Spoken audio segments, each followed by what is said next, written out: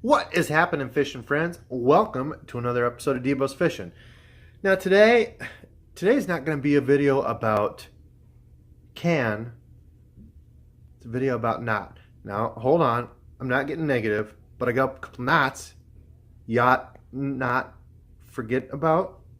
Let's get to it. Let's get to tying some knots. All right, if you're going to follow along with me at home, you'll need a few items.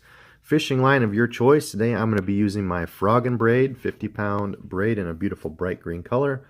Easy to see on the water and on camera. I'm using a 5/0 flipping hook because it's easy to see, and you will also need some line cutters. I'm using my little braid cutters here.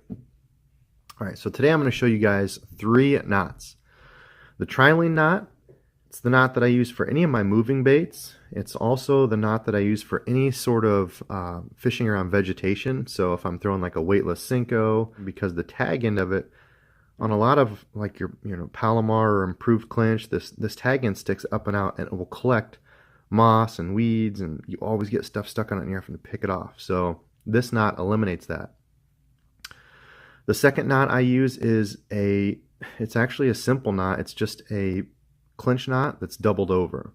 Now I actually first saw this from Gerald Swindle, the G-Man. He calls it the double shindo, and I was skeptical of it because it's so easy, but holy smokes, it is very strong. I use it on all my fluorocarbon applications. It is extremely shock absorbent. I've never broke one. Works awesome. And the third one is the knot that I used to use for all of my braid, the Diego Jamb Knot. I've become a little bit lazy on it, and I've been using the Trilene knot instead of that, but I'll show you all 3. So the first knot, the Trilene knot. You will start by putting the line through the eye of your hook.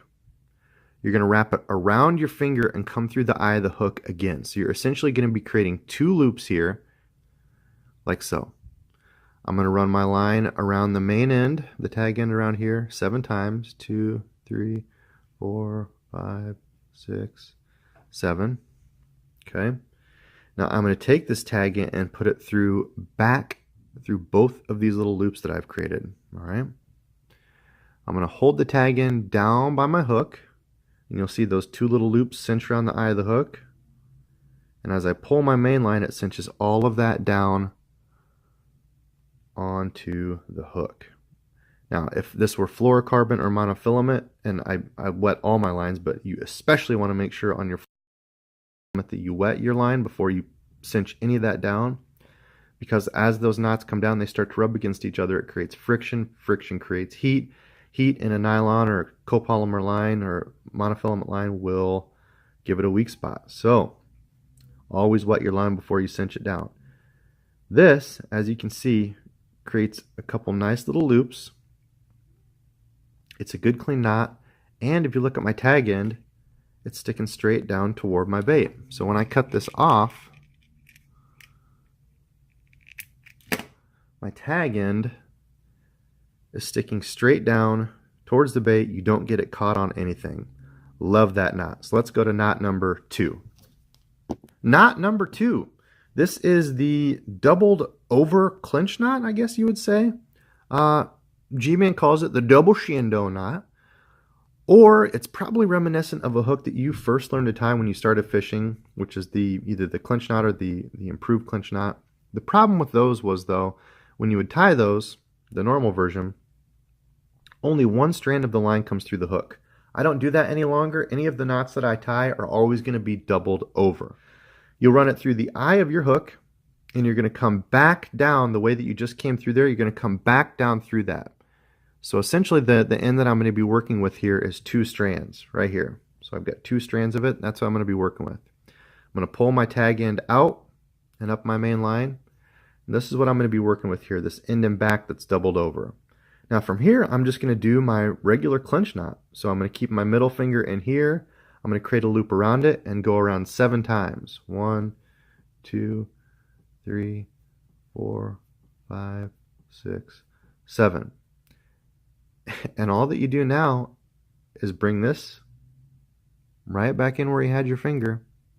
I'm going to hold it down towards the eye of my hook. I'm not going to use this end here. I'm not going to pull this. I'm just going to keep it here toward the end of my hook. Now if you're using fluorocarbon or mono, copolymer, make sure you wet your line, and it's just going to cinch it down. Now you'll see how all those come on top of each other, so it looks like a bunch of Oreos all stacked up on one another. That's what you want. You're going to pull that down tight, and that's what it gives you. It is a very, very strong knot. I was very skeptical at first, but it is extremely strong. So this line will give you 3 different tag ends. So I've got the 2 that I used here. I will pull this tight as well just to make sure at the end. Pull my main line without the tag, that little end. Pull that, make sure everything's tight. Okay, and you've got 3 tag ends to trim. So this section here, I'll trim that off. And then the one little lonely tag end here, I will trim that off. Now you'll notice, you might say, oh, that looks kind of sloppy where you cut. I don't ever cut my tag ends like within a millimeter of my line, because if any of this ever slips a little bit, you want to have a little extra cushion, just a little extra line that can come through, because guys, if they didn't see all this stuff in front of it, they're not going to see these little tags here. It's going to be fine. So that is the doubled over clinch knot. Let's go to knot number 3. The third and final knot that I'm going to tie will be the double San Diego Jamb Knot. Now again, I use this for all of my braid applications. It's a good strong knot. So to start this one out, we will go in the same way that we did with the last one. We're going to come through the eye of the hook, and then when we pull that through, we're going to come back down through again to create that doubled over line end, like so here. That's what we're going to be working with. So we'll take this tag in and pull it down. I usually come down about 6 inches. Then I'm going to hold the tag and main line between my ring and pinky finger. I'm going to bring my hook up here, and I'm going to take this doubled over end and run it around my middle finger over here. And what I'm going to do essentially is create a loop up here, like so. So I'm going to take this doubled over in here, and I'm going to make 7 loops. Now if it's lighter line, I would usually go up to 10 or 11 loops, but with line like this, you know, your bigger fluorocarbons, 7 works fine. So 1, 2, 3, 4, 5, 6, 7. Okay, so I've got my 7 loops there. I'm going to take this loop and put it through the little circle or loop that we've created here between our line and the eye of our hook. Then I'm going to take that back up and bring it through this loop that we've created up here that we were holding. So that's going to come right through here, like so. Now at this point, if you're using fluorocarbons or monofilament, you want to make sure you wet your line. And again, I always wet it with braid too, just so that knot can slide easier, lubricate it. But again, especially important for your fluorocarbons and monofilaments so they don't burn. I'm going to hold it here. Now you'll notice when I start pulling this doubled over end that I ran through here, it's going to start to cinch that knot up a little bit. Now just get it there just so it's kind of snug. I'm going to take my tag into my main line, and I'm going to pull that knot, and it's going to start coming down toward the eye of my hook. You can see how all that starts to cinch down on each other. Now essentially what would happen here is if this wasn't through here, this knot would just pull out. But this is what's actually keeping everything from just sliding through. That's why this is a strong knot, because when you start to pull it and cinch it down, that knot can't come undone because of this. So once I get down toward the bottom, I'm going to take this doubled over end and pull it so everything is good and tight and pulled through. I'm going to take this tag end and main line and pull them tight, and everything will cinch down on itself. So you can see there you have a good looking row of knots like that. I always undo my tag line and main line, and I give my tag line a good pull to make sure everything's good and tight. Then I give just the main line by itself a pull. And that will again leave you with 3 tag ends. So I take my main line and hold it down toward my bait like this. I get my 3 tag lines all together and give them a snip. And that's all there is to it. That keeps everything good and tidy.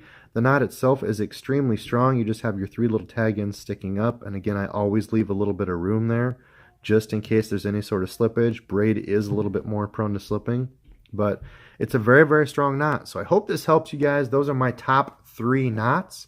If you guys like videos like this, let me know in the comments below what you'd like to see more of. I just did a reel comparison video that I had a ton of fun doing. I would love to do more of those. So if you want to see more reel comparisons, Comment below what ones you'd like to see compared to each other. But otherwise, make sure you guys and gals stay responsible as anglers. Pick up your trash. No matter what, keep casting. And until next time.